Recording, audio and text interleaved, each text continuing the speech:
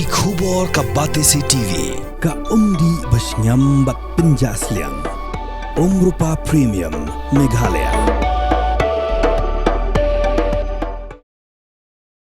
Ka Menteri Rang Baduk Barim Jonggari Bangladesh ka Sheikh Hasina kalami pertai biang ban keren syakilat patai khubor hadin bakalari naduk ka santarik unailar arajar arpusau.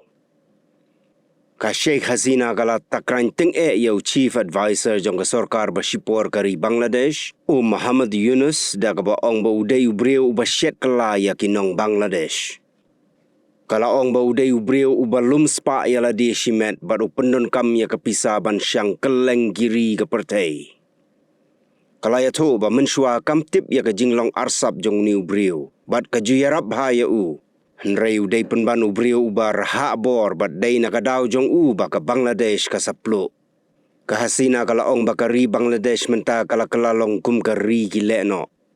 Kalau orang bakinong ya lambat kinong tray jong ka parti jong ka Awami League.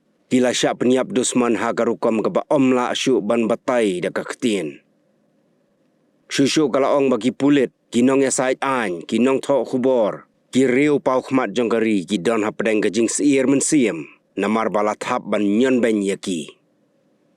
Nalor kata, ka Sheikh Hasina kalau orang bah ha Bangladesh menta ka jing bat bor yaki kentai. Ka jing luti. Bat ka jing penyiap beriu kalong ke Bashir Khaib ha.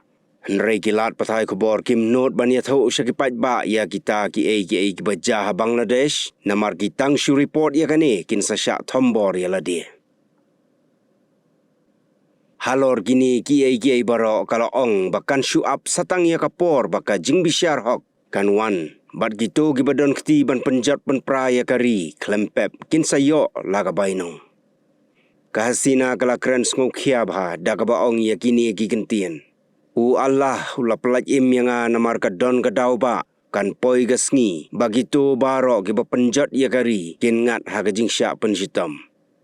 Kala penkut ya ka jing keren jong ka da ka pen kan mau ya ka jing syak peniap ukpa jong ka Sheikh Mujibur Rahman bat baro ka yeng ka sem jong da ka baong gumni. Ngaladu ya la ukpa ka kemi ki men bat baro kila syak peniap hagajuk kesngi. Kim syak yangi ban wan pai syalakari. Henrei Allah udang yada yanga. Ngasmai bagitu gibale ya kani kin ngat hagajing ka bakrau.